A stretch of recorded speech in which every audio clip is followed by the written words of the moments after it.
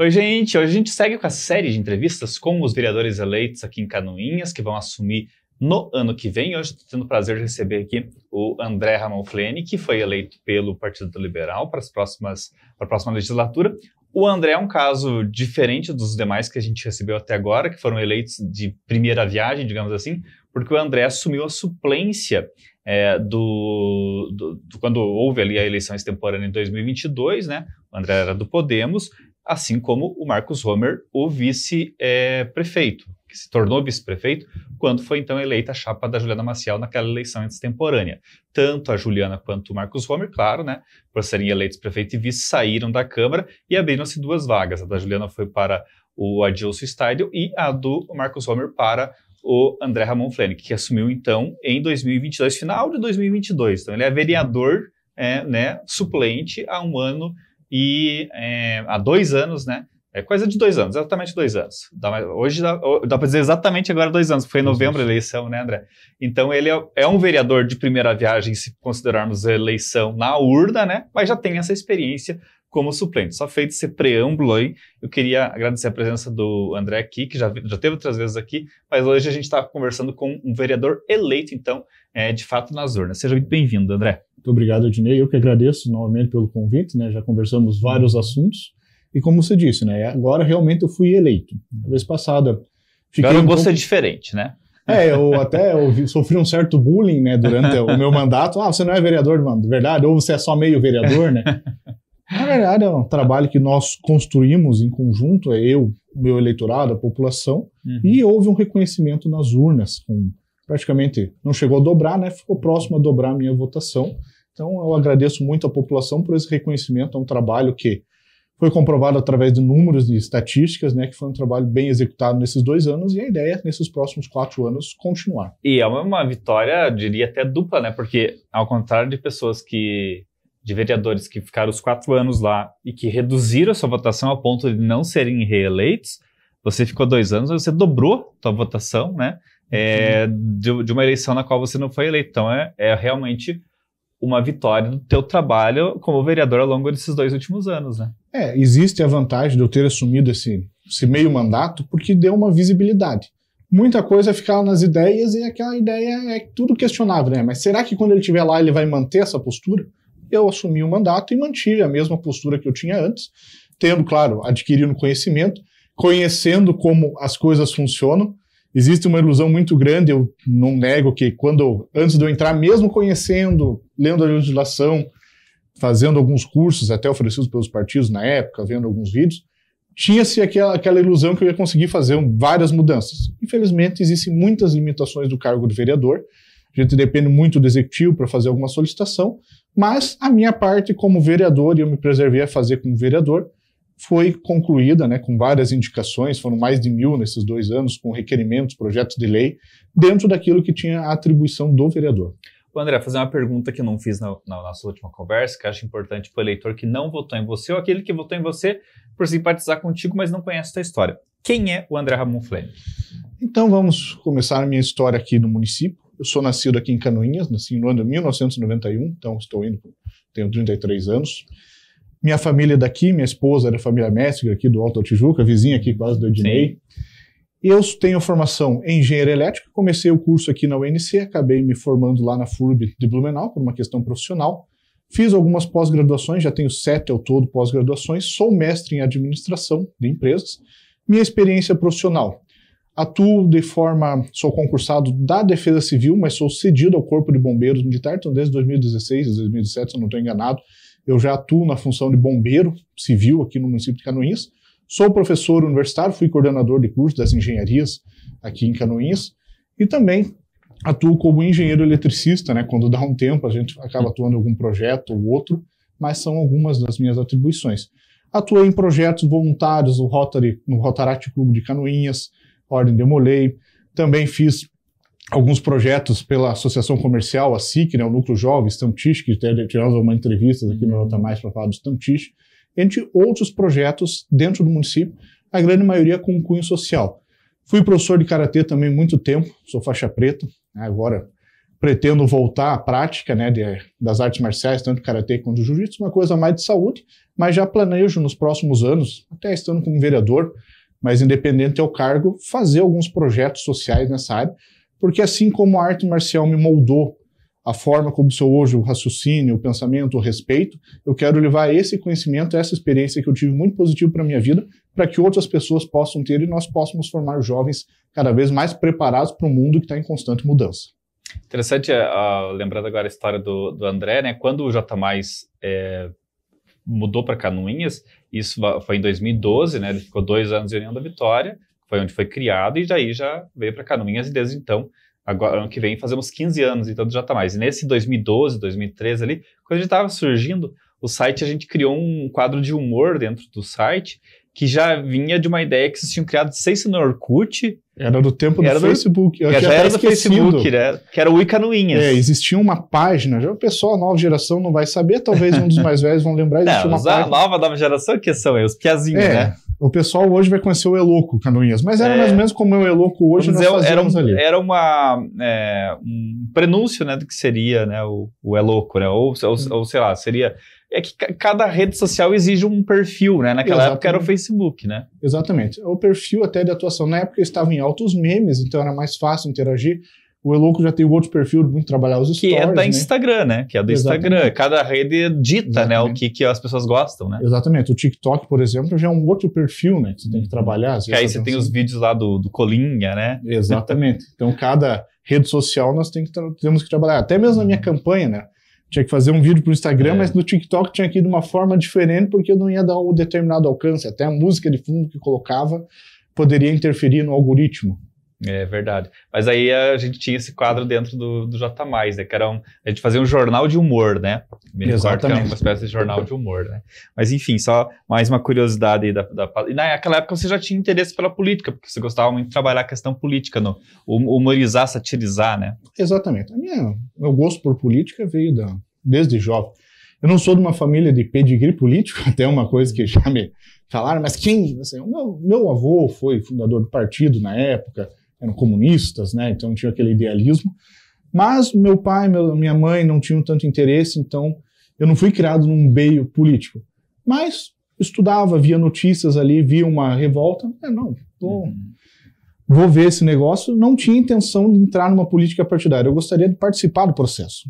Trabalhei em campanhas, fui voluntário em várias campanhas políticas, trabalhando porque acreditava em candidato a prefeito, candidato a deputado, presidente. Mas não tinha aquela ideia, será que vou ser político? Daí com uns 14 anos eu brincava assim, quando eu for vereador eu vou mudar o mundo. Não é a função do vereador, mas foi florescendo, né, aconteceu um momento naturalmente, né, eu me envolvi muito numa campanha política na época do presidente Bolsonaro e acabou que eu me tornei naturalmente um candidato. Me afastei um pouco assim de alguns movimentos ali, porque apesar de eu sou de direita, eu tenho um perfil um pouco mais moderado, eu gosto de manter aquela conversa, tenho um bom papo ali com o pessoal mais de esquerda, porque eu imagino que tanto esquerda como direita, o centro, nós temos um problema. Cada um apresenta uma solução diferente para um determinado problema. O importante é que a gente resolva o problema no curto e no longo prazo. Às vezes uma outra ideia ali que não vem do espectro que eu tô, vai lá, é boa e funciona, não tem por que não trazer para nós. É burrice, né, não trazer. Exatamente. Então até fala-se do conservador, né, que a imagem do conservador, eu digo que o pessoal fala em conservador, pensa no Sr. Burns. Mas se você pega Edmund Burke, que foi o principal pensador conservador, que inclusive ele era um católico na Inglaterra, um país protestante, ou seja, já foge o perfil conservador daquela nação, e naquela época, que era o final do século XVII, XVIII, ele era um homossexual.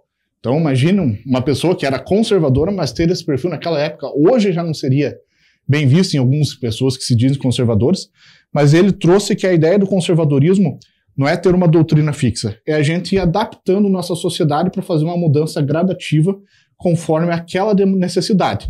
Temos um problema aqui, vamos tentar usar esse método. Não deu certo? Vamos o outro, até nós acharmos um problema que dure. E nada é para sempre, porque mudam gerações, aquele problema pode mudar. Aquilo que era a solução no passado já não funciona futuramente. Então tem que mudar. Então essa é uma das bases do princípio do conservadorismo, que nunca foi muito bem esclarecida e eu acabei aprendendo já depois de velho, digamos assim. Você acha que esse conservadorismo que existe aqui em Canoinhas, por exemplo, esse apoio irrestrito, incondicional ao Bolsonaro, né, essa baixa adesão a partidos e a candidatos de esquerda, especialmente o Lula e outros candidatos também, você vê, né, o próprio Andrei Václav, que era do PT aqui, não ficava levantando bandeiras do PT, mas teve uma votação muito ruim.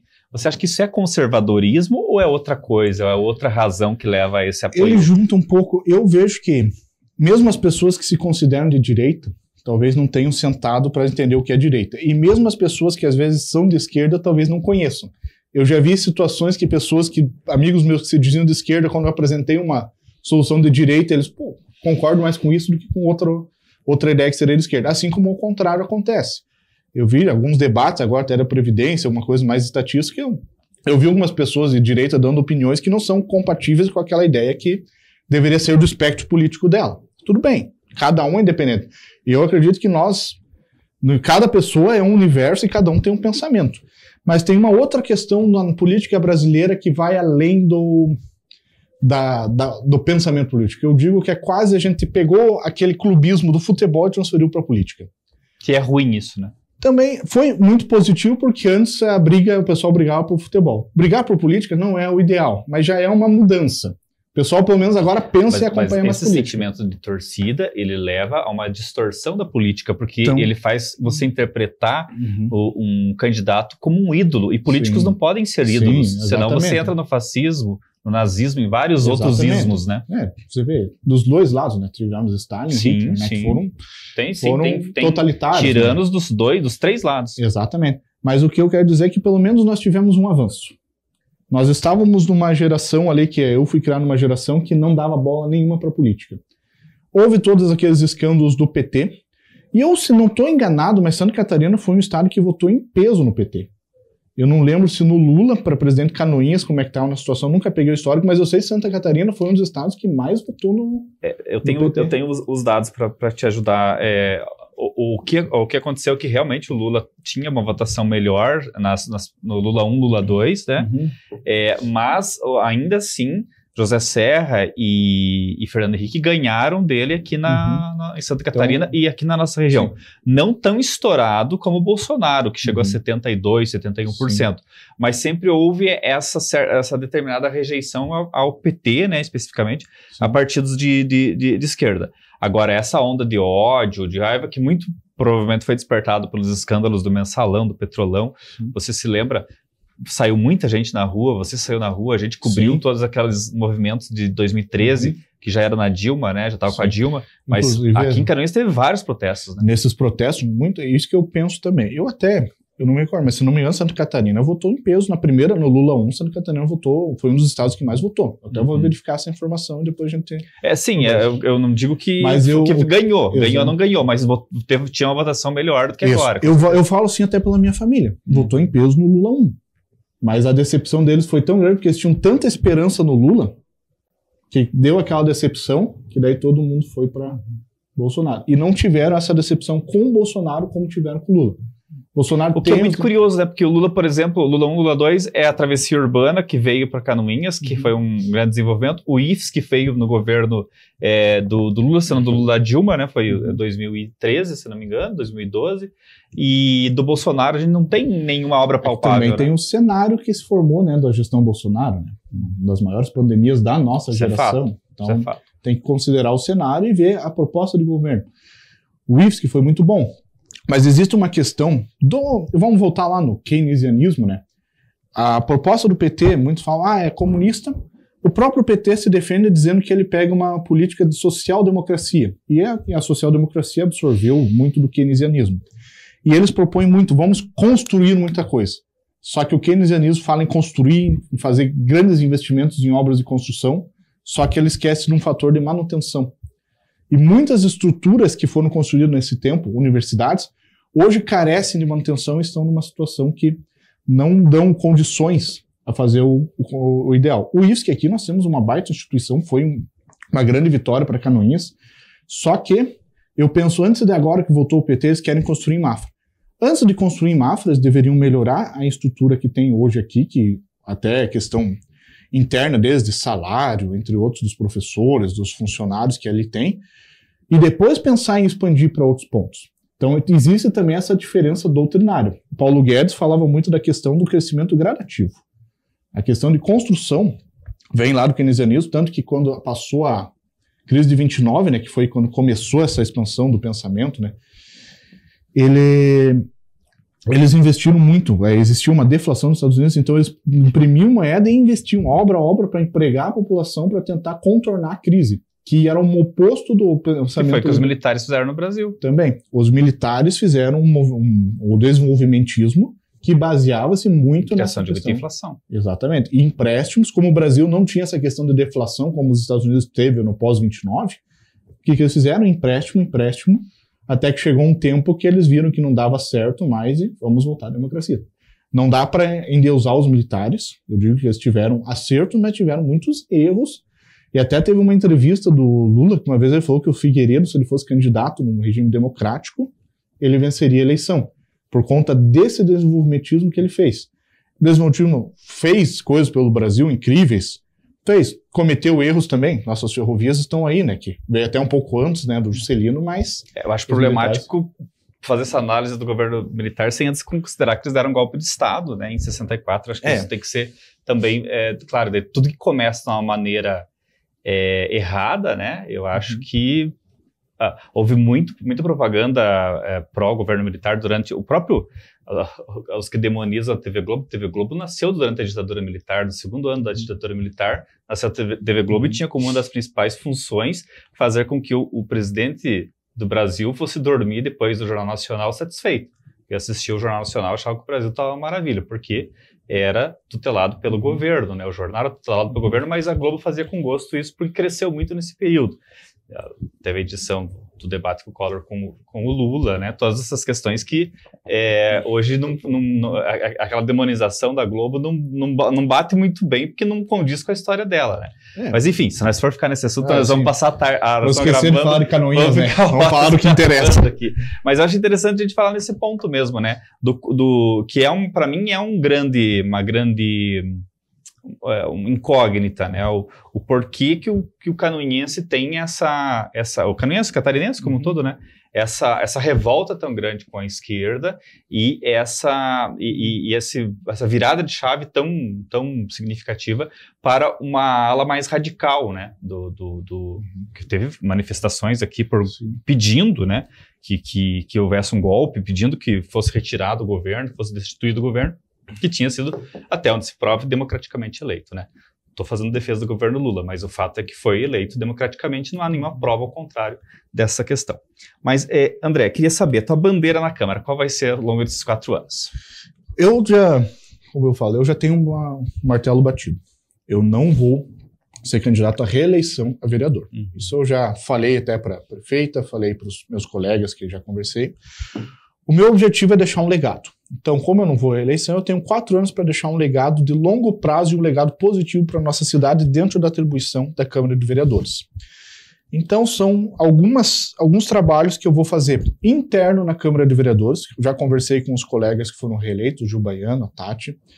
Nós precisamos reformar o regimento da casa, que é um regimento antigo, desatualizado, e ele é desorganizado, porque ele contradiz, então o Ednei acompanhou o processo, né, mas fiquei um curto período como presidente da Câmara, um mês que o vereador Maurício Zimmermann se afastou, eu instituí o cronômetro, e foi mantido.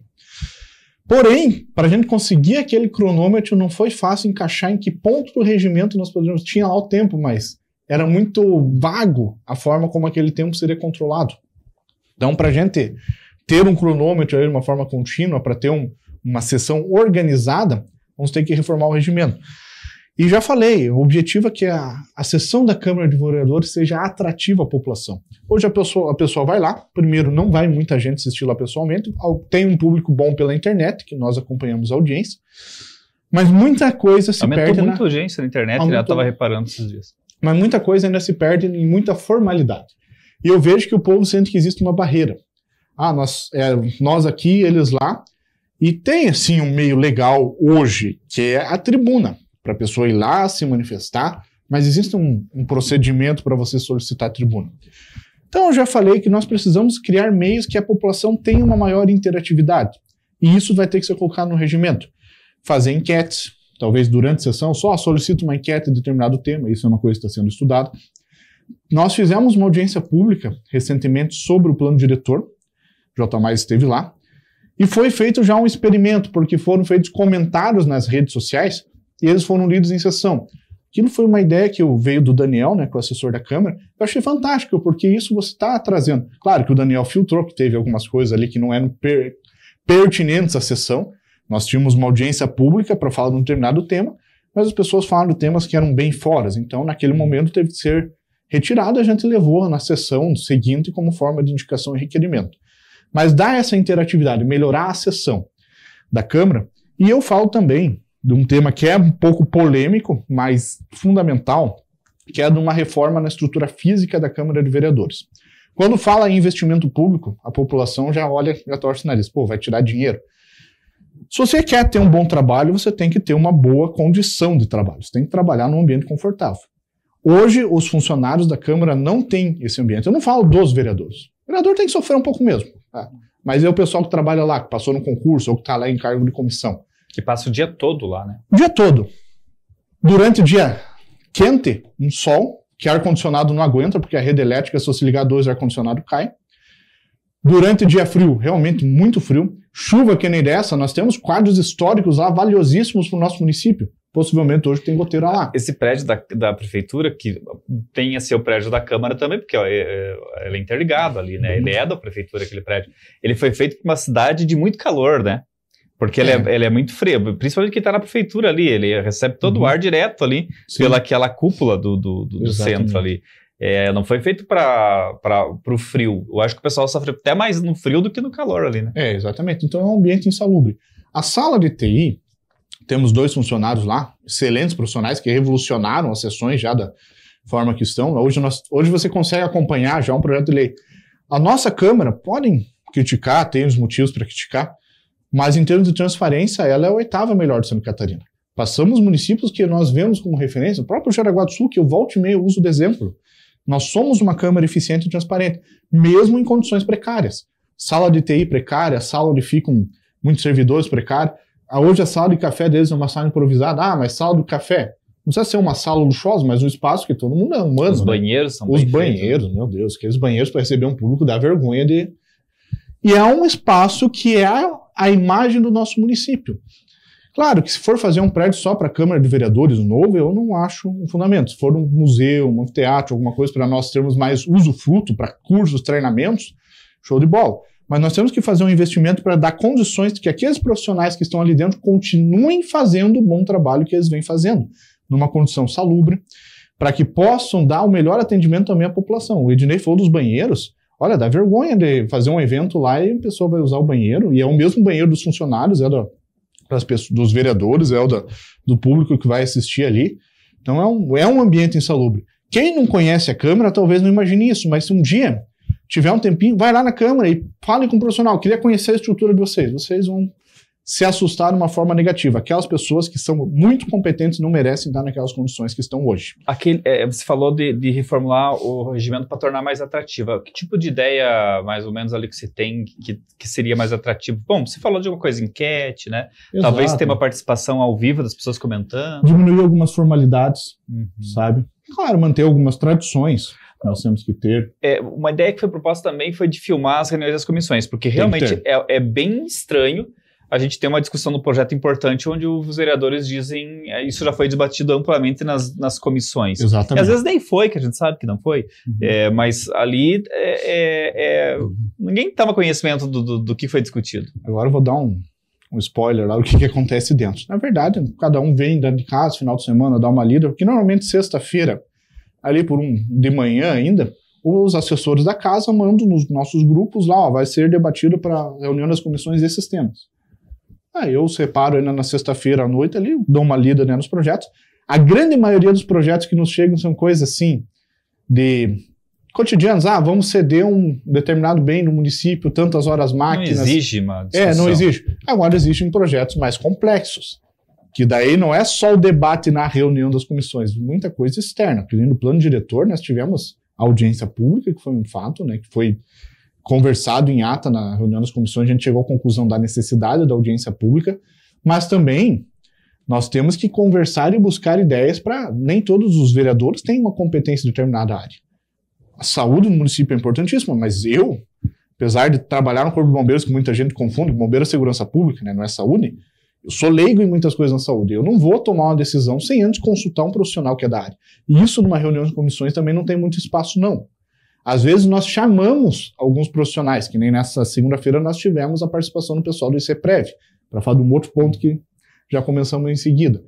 Então, a reunião das comissões, a gente só não ficou entre as primeira e segunda melhor Câmara de Vereadores de Santa Catarina porque nós não gravamos a reunião das comissões. Isso vai ser feito a partir do próximo ano, não tenho dúvidas. Ô André, uma das coisas que eu creio que te ajudou a ampliar essa votação e ser notado na Câmara, mesmo com metade do tempo em relação aos demais, foi uma coisa que, claro, você não vai conseguir fazer isso sempre, mas em muitos momentos você demonstrou realmente uma imparcialidade ali no sentido de ser do partido do governo, estar ocupando uma vaga que abriu porque o Marcos Homer foi para o governo, mas mesmo assim você ponderar teu discurso no sentido de racionalizar realmente de acordo com o projeto e não de preferência política. Você tem noção disso, que isso te ajudou? Sim. Verdade, eu sou eu, como dizem, né? Eu gosto, até por minha formação, né? Eu sempre gosto de ter os dados em mãos, os números, e saber do que se trata, e saber aquele impacto que vai ter futuramente. Se eu vejo que alguma determinada ação, por mais que venha do governo não concordar, eu vou pelo menos conversar e discordar de uma forma... Mas isso tem custo político? Quer dizer, você já te provocou situações desagradáveis politicamente falando? Eu vou dizer que existem situações que houve, mas não porque eu discordei numa determinada, mas a hora e o momento que eu discordei. Eu tenho diferenças, né? Com todos os políticos, nunca uma pessoa é igual a outra. Eu e o Ednei cada um tem uma experiência de vida diferente, cada um vai pensar de uma forma diferente. Isso é humano. Pode ser irmão gêmeo, por mais que eu concorde, mas tem 1% que vai ser diferente de uma pessoa e outra. Só que o meu erro foi levar, às vezes, para plenário uma coisa que a gente poderia ter discutido antes, e a forma como foi interpretada fora não foi uma forma positiva. Isso realmente me puniu, porque não digo politicamente que chegaram a me prejudicar em nenhum momento, isso não aconteceu, mas o clima ficou ruim, sabe? Ficou aquele clima chato. E eu estou tentando mudar essa postura, até tive uma conversa recentemente com a prefeita, me recebeu muito bem, trocamos uma ideia e realmente ela falou: André, a porta vai estar sempre aberta para você vem aqui, se você tem alguma coisa contra, pelo menos dá o teu parecer, vamos discutir antes de explanar, às vezes dá um ruído, e a política tem muito ruído. Vou falar agora de outras 3 reformas importantíssimas para o nosso município, mas que muito ruído já está acontecendo mesmo antes delas virem a serem propostas ou feitas. Reforma administrativa. É uma reforma importantíssima para o nosso município. Precisa ser feita. Talvez algumas secretarias extintas, outras vão ter que ser criadas, alguns cargos que nem existem mais, datilógrafo, por exemplo, acendedor de lampião, indo mais longe, não que exista, né? Mas existem cargos que mudam conforme o passar do tempo. Outros cargos, nossa prefeitura não tem um setor de TI. Hoje nós já falamos em BI, Business Intelligence, que uma empresa não consegue viver sem TI. Exatamente, né? Mas hoje não tem. Então nós precisamos criar e dar condições. Então precisa dessa reforma administrativa. Assim como tem cargos que você olha ali, pô, isso não precisa mais, não existe mais. Então essa reforma é um ponto. Só que ontem já abordaram a minha esposa numa situação: a reforma administrativa vai tirar todos os direitos da minha classe. Meu Deus, mas não foi nem proposta ainda. E nós já estávamos conversando as reformas administrativa, previdenciária e o concurso público, até que caiu uma bomba lá em Brasília, mês passado, que agora nós vamos ligar o alerta. O STF teve uma decisão a respeito dos concursos públicos e ainda está muito nebuloso, nós não sabemos o que realmente vai acontecer. Em algumas fontes fala que não vai ter mais estabilidade, outras falam que institutos de previdência municipal vão ter que aderir ao INSS federal. Então não existe ainda. Nós tivemos uma reunião com o ICPREV na segunda-feira por conta disso, para a gente saber como trabalhar, porque a reforma da previdência também é importante para o município, pela sustentabilidade que ele precisa ter. E agora? Como é que nós vamos trabalhar se ainda está essa nebulosidade? Esses institutos, a tendência é começar muito bem, saudáveis, como é o nosso, e daqui a pouco, com o passar dos anos, se tornarem deficitários. E daí um grande problema para o município. Né? Exatamente. E a simulação que eu recebi me preocupou Bastante, porque hoje nós temos um déficit de 400 mil. A tendência em 2, 3 anos, todo mês a prefeitura está passando 1 milhão e pouco para o Instituto de Previdência. Claro, os nossos aposentados merecem o melhor possível, dentro das condições que o nosso município tem a oferecer. Então, hoje a Previdência Federal já passou por algumas reformas e está para passar por outra. Nós somos um município pequeno, que não tem uma arrecadação muito grande. Temos que trabalhar com as armas que nós temos. Se for preciso, vamos ter que olhar o cenário e ver, não prejudicar ninguém, mas trabalhar de uma forma que aquilo se torne sustentável no longo prazo. E hoje você está eleito pelo partido da prefeita. Essa tua postura vai se manter nos próximos 4 anos ou você teme um comprometimento maior? Até porque tem algumas questões que são bem sérias, né? O teu mandato é do partido pela legislação eleitoral. Sim. Por mais injusto que isso pareça, porque foi você que conquistou os votos, mas o teu mandato pode ser requerido pelo partido, né? Então, nesse sentido, exige-se a fidelidade partidária e tudo mais, né? Eu e a prefeita tivemos uma conversa e nós chegamos a um ponto que é o que todo político de Canoinhas deve ter.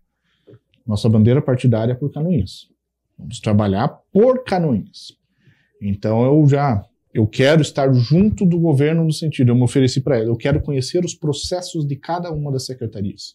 Eu vou disponibilizar dias da minha semana, quero sentar com determinado secretário ou profissional de determinada área e vou dizer, me explica como que funciona isso.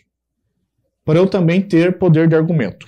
Neste último mandato, eu tive uma questão de quantitativa de indicações e projetos muito grande. Mas eu ainda sinto que faltou um pouco da minha parte no qualitativo, ou seja, coisas de mais qualidade que vão ter um impacto maior de longo prazo no município. E como é que eu vou conseguir isso? Eu vou ter que ter experiência, eu tenho que chegar numa determinada secretaria, como eu fiz recentemente Secretaria de Obras, e fui buscar entender um determinado problema ali. De uma lei até que nós aprovamos recentemente, que é a Lei da Transparência. Agora, nesses anos, eu quero buscar conhecer, para buscar fazer, se for fazer críticas mais construtivas, pensando numa Canoinhas para que 20, 30 anos. E com conhecimento. Exatamente. Com a pauta ali para, como eu falei, eu quero deixar um legado positivo para Canoinhas, com o embasamento para que eu possa buscar exemplos e trazer, inclusive visitando outros municípios. E quando você fala que você não vai à reeleição, a tua ideia é ir a vereador, a vice, a prefeito, a deputado? No momento não existe esse cenário, eu não me imagino no cenário que está hoje. Temos a Zenilda, que hoje está vice, talvez ela vai querer... Mas é uma possibilidade. Ela pode ser a prefeita. Não descarto, mas depende do cenário. Eu também tenho que fazer... Eu acredito que esses 2 anos foram os 2 anos que eu aprendi muito na Câmara de Vereadores. Esses 4 anos é o que eu quero fazer, quero realizar mesmo. Tem alguns projetos de lei que foram ali, subiram, mas não está como eu gostaria. Eu preciso trabalhar muito mais com a comunidade, com o executivo, para entender também algumas coisas, o que realmente é a demanda. Eu vou ser sincero em algumas coisas. Às vezes eu penso que o problema é esse, mas o problema é outro, quando eu vou realmente ver. E só mesmo quem está no dia a dia que sabe, né? Exatamente. Dizer com mais, pelo menos apontar o problema, porque às vezes a solução, vista de fora, ela é mais certeira do que a de dentro, que tem aquele olhar viciado. Né? Exatamente. Inclusive, eu estou para ir para algumas outras cidades para ver se o modelo assim, se encaixa no nosso município, trazer coisas novas. Hoje em dia, nem tudo é criado, mas muito é copiado. E se tem coisa que funciona em Divinópolis, Mafra, vamos adaptar, Blumenau. Bons exemplos merecem ser copiados. Exatamente. Tem alguns projetos que eu gostaria de trazer, foi bandeira na minha campanha passada. Já demos um pontapé inicial, a vereadora Zenilda, através do Centro da Juventude, que é trazer alguns projetos de ensino na parte de tecnologia e software. Eu levanto muito também a bandeira da cidade inteligente, hoje nós já temos 14 leis no plano diretor, eu ainda quero colocar mais uma, que é a lei da cidade inteligente, para planejar uma Canoinhas inteligente, não só do ponto de vista de tecnologia, mas a cidade inteligente se faz com pessoas inteligentes. Não adianta a gente pensar toda uma cidade para ficar no celular, como hoje tem em Jaraguá do Sul, né, que tem o Jaraguá Tá Na Mão, que é um aplicativo que você tem toda a gestão pública à sua disposição, se nós temos pessoas aqui em Canoinhas do interior que não têm acesso à internet, que mesmo com redes mais complexas não conseguem chegar lá, ou pessoas que não têm a habilidade ainda de mexer no básico do celular fora do WhatsApp. Então a gente tem que pensar numa cidade não somente inteligente, mas uma cidade que trabalhe, que seja inclusiva para todas essas pessoas e que todos possamos atingir o mesmo objetivo de uma cidade melhor. André Ramon Flenick, vereador eleito então para a próxima gestão, desejo boa sorte, parabéns pela tua eleição e deixar espaço para você encerrar agradecendo os votos que você recebeu. Agradecer aos meus eleitores pela confiança, né? Nós tivemos uma eleição com muito bons candidatos. Quero agradecer e os meus colegas vereadores também eleitos, e também os que não foram eleitos, né? Acredito que temos tudo para fazer uma grande legislatura, tem 10 nomes fantásticos para vereadores ali, temos todas as áreas representadas, não digo todas, mas a grande maioria, temos a saúde, temos a educação, a área de engenharia, temos funcionários públicos ali representados. Então, agora, nós temos que sentar, trabalhar e pensar numa Canoinhas melhor. Existem diferenças entre pessoas, entre partidos, sempre vai existir. Mas todos nós temos uma coisa em comum, que é morar na mesma cidade, Canoinhas, e todo mundo quer ver ela bem. Obrigado, André. Até a próxima.